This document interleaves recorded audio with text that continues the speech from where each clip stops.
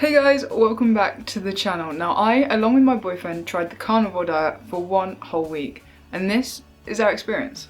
Now firstly, you might just be thinking, I've heard of the carnivore diet, but what exactly is it? At its core, the carnivore diet consists entirely of animal-based products. No fruit, no veg, no grain, and definitely no processed foods. It's just meat, fish, eggs, and some dairy if you choose to include it. Now when it comes to dairy, some people choose to opt in or opt out of it. Now this is due to people's lactose intolerance and their digestive issues that come from consuming regular dairy products. Now choosing to do no dairy is often taken so that you can avoid these potential issues. It also means that you're able to make your diet as clean as possible. The idea behind the carnivore diet is actually quite simple. By eliminating all plant-based foods, you're focusing solely on nutrient-dense animal-based foods. Many people look at our ancestors as a significant influence on this way of eating, with the argument that as we evolved as hunter-gatherers, we relied on the animal-based sources of protein heavily, and the consumption of animal fats and proteins were essential in the survival of our ancestors. So now that we have the basis of what the carnivore diet is, what are the benefits of doing this diet? So weight loss, that is one of the big reasons sometimes people go on this diet. You're going to lose weight. This is due to the high protein and fat content consumed while on this diet. This ultimately produces a feeling of fullness, which will stop you from craving, as well as reducing your overall calorie intake in general, becoming into a calorie deficit, and as a result lose some weight. Carnivore diet is also said to improve energy levels. Now by eliminating the carbohydrates in your diet, it forces your body to go into a state of using fat for fuel. As a result of this, your body actually has a more stable source of energy without having the high peaks and dips normally associated with refined sugar. By eliminating your carbohydrate, it forces your body to go into a state of using fat for fuel. As a result, this is a more sustainable and constant energy source for your body throughout the whole entire day. And following on from that point, it will also potentially boost your mental clarity. Like with energy, by reducing the carbs and swapping to using fat as fuel, it stops your blood sugar from having loads of spikes and crashes. And ultimately, the steady fuel from fats and proteins is better for the cognitive function of your brain. One of the biggest benefits and one of the main reasons people go onto this diet is the way it helps with so many different health issues. Some people have even found relief from autoimmune issues, digestive issues like bloating and IBS, skin conditions, mental health like anxiety and depression, and the list honestly just goes on, with people even following this diet and ultimately getting off a list of medications that they've been on for years. The anti-inflammatory properties of this diet are most likely one of the causes for this. The next benefit is this diet is extremely nutrient dense. Animal foods are extremely high in nutrients from vitamins, minerals, and your fatty acids. It's also simple, and some people just simply find the limited variety of foods make it straightforward, making the diet easier to follow and maintain. You might be thinking, Molly, if it is that simple, what foods is it you can eat? So like I've already said, it's basically just animal products, and some people include dairy, some people don't. The foods in this diet aim to provide all essential nutrients. They can also be prepared in a variety of ways, which means it doesn't become repetitive day after day. So to start off, red meat like beef and lamb, they're good because of their nutrient density. Next, pork. As it's got a higher fat content, this is great for maintaining your energy levels. I will say it is very common for pork to have preservatives in, so when buying this in the supermarket, you do kind of have to look out for this and potentially go for a better quality. So your poultry, your chicken, your duck, your turkey, it's a lean source of protein, so it's going to be a less calorie dense option. Fish and seafood. Now this is going to be great for your omega-3 fatty acids, which are good for your anti-inflammatory as well as for your brain health. Now eggs, these are just full of all your essential nutrients. They're a great source of protein and of fat. So dairy, your butter, yogurt, cheese, cream.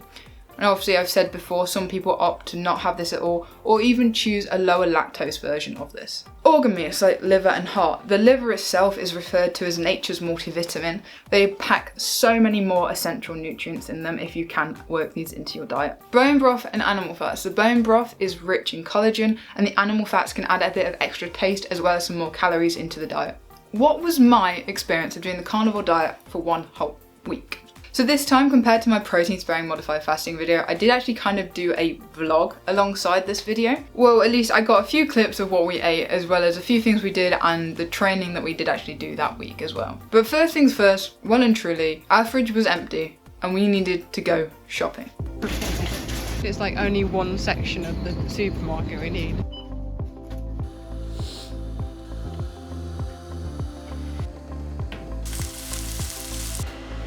It was a pre-workout.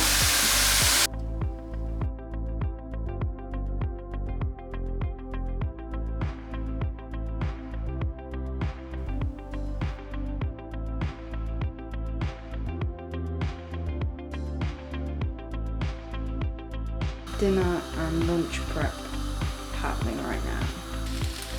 4 days now into carnivore, just got home from work, showered, about to have something to eat, and then we're going to go hit the gym. In all honesty, it's going really well so far. I've not really experienced like that much. Yeah, there's a few times I felt a bit hungry, but I think I would have done anyway. There's nothing necessarily, oh, I'm restricting myself or anything like that. A few more days left and then we hit a week, and it'll be interesting to see how the body composition has changed, you know, over the past 7 days basically.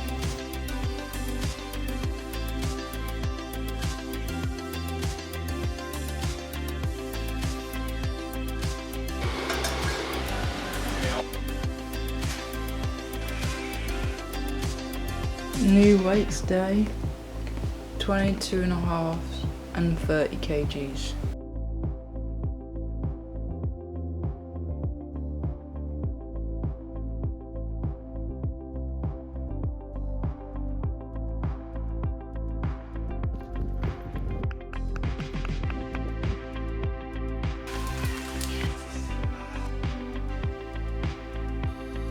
So I need one more day of it, Daniel. Nice. I feel like you're looking forward to tomorrow morning. Oh yeah. The final carnivore meal. So yeah, we did 1 week of carnivore. I didn't track any calories, I didn't track any macros, and I just ate as and when and what I wanted when I wanted it. So we actually went strict carnivore and ditched the dairy completely. We thought if we're going to do this for a week, we might as well go as hard as we can.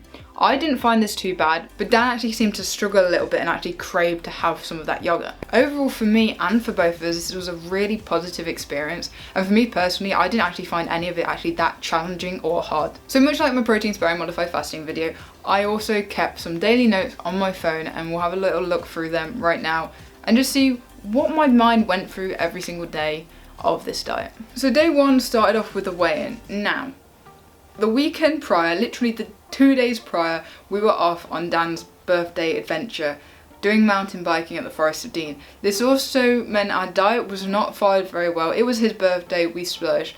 So compared to the Saturday morning, I was actually 2 kilograms up on the Monday morning, despite us burning like 2,500 calories, at least on the Saturday. The food I was eating also wasn't great, and so I think I was holding on to quite a bit of water weight as well just from them 2 days. I did also have a bit of a bunged up nose this day, which meant flavour of food sort of didn't really exist, but it was quite positive when it came to my electrolytes that I take. So I take some electrolytes in the morning pretty much nearly every day, and these typically have a bit of a fishy taste if you don't take them with any sort of flavouring. And so I was like, we're going strict, I'm not going to have anything in this, you know, this week to sort of keep to that strictness. And well, that bunged up nose actually sort of helped. Now, all in all, the day was fine. Both of us felt fine. We didn't really feel that hungry. Energy was pretty much the same. We did, however, feel a little bit tired sooner in the evening, but there was this element of the weekend just gone, as well as the day at work itself was actually quite long. So there's a potential that there was other factors playing into that and not actually just the diet. Now, waking up on day 2, I feel completely fine and normal. Dan, however, feels as though he needs something a little bit more for energy. Now, I don't know whether this could be because Dan's never really properly done a diet before where he's had to restrict food. Obviously, we eat clean and in a sense we restrict food all the time, but to go to something strict and so precise, he's never done before. So this could just be his body's way of adapting. So there wasn't really much to report by day 3. I think at this point we'd just sort of already settled on in. So day 4, I hadn't actually yet had any problems. The most I'd had was on Monday night and the craving of kind of just wanting something to snack at. There wasn't necessarily any specific thing I wanted to crave, just that motion of grabbing and eating.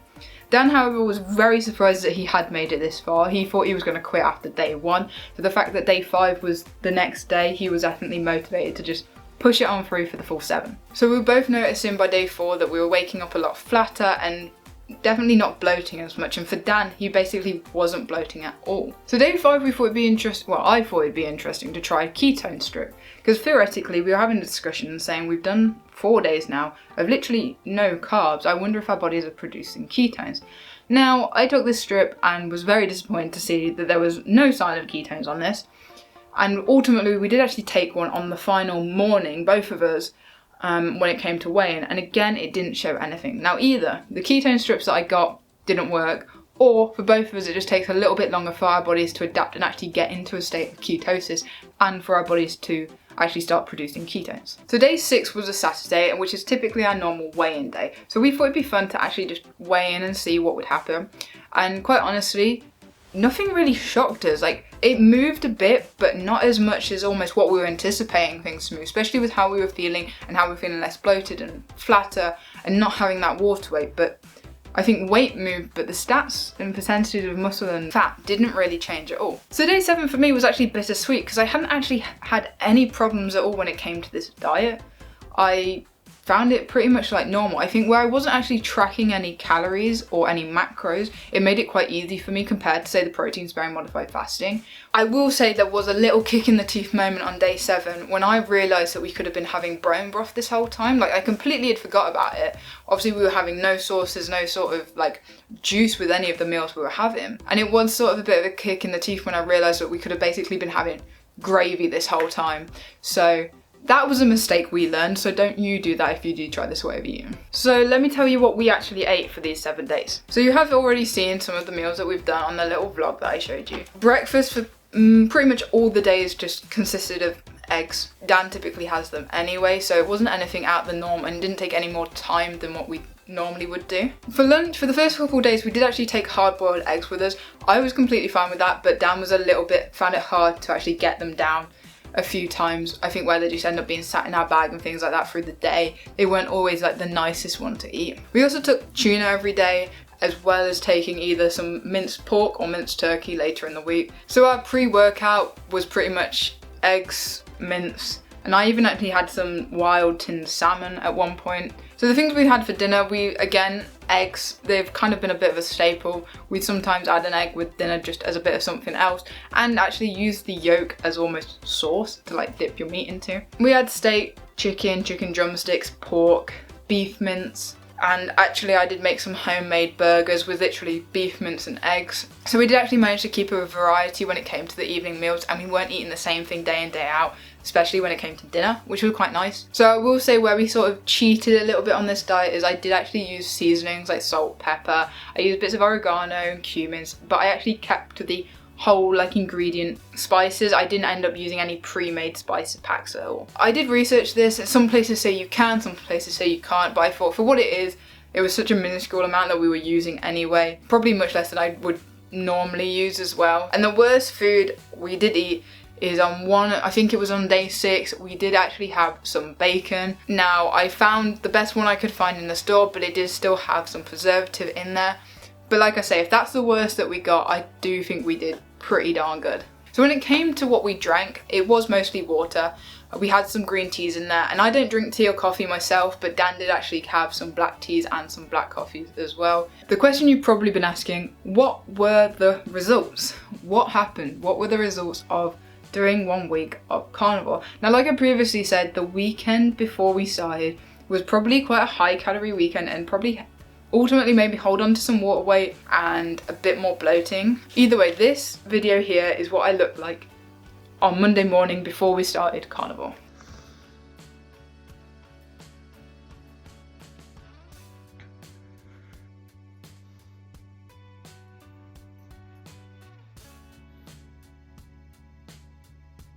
And this is what I look like Monday morning after 1 whole week of carnivore.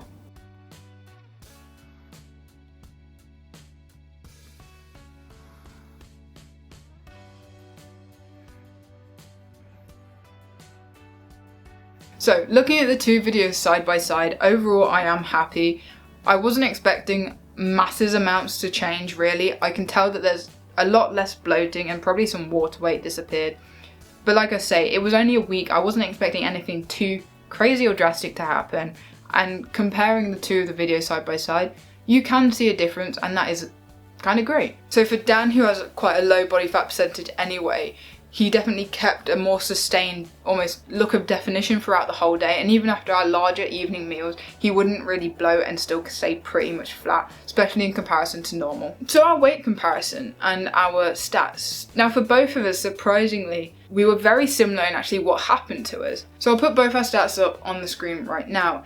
And actually, for both of us, it was the weight that we lost was actually pretty much 50-50 as to whether it was fat and muscle. For me, myself, my body weight went down 4.2 kilograms. Ultimately, that was split into 1.4 kilogram of muscle, and fat and visceral fat together was 2.1 kilograms, which, like I say, is around about 50-50 fat and muscle. It also meant for the both of us that our percentage-wise on the scales was pretty much the same, so it was kind of a bit disappointing in a sense, and sort of shocked us when we were both visibly looking leaner for our almost body fat percentage not to actually change. I will say for me personally, when we did the weigh-in on Saturday versus the weigh-in on Monday morning, my body fat has somehow increased by 0.7% in just 2 days. Initially my body fat was down by 0.6% compared to the Monday morning, but by the time it came to Monday again, it was actually up for an increase of 0.1%. What's next? Will we try this diet again? Now we have actually said we might actually want to try this diet again and actually try it for a longer period of time than just a week. But I think if we do it next time, we'll, like I say, we'll make sure to include that bone broth. But I think we will also include the dairy. We thought we would eliminate the dairy this time just to see how it goes and to do it really strict for just 1 week.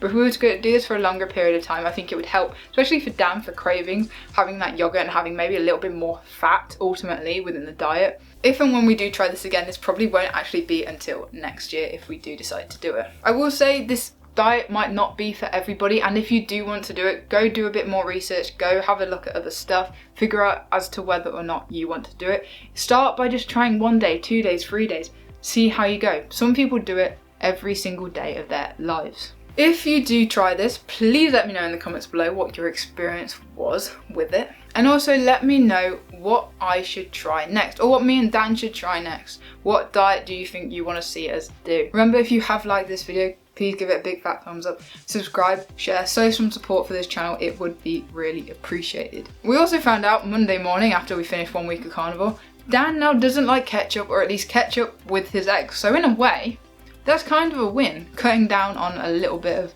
the processed sugar that is in our diet. But for now, make sure to join the Dino Squad, and I'll see you later. Bye.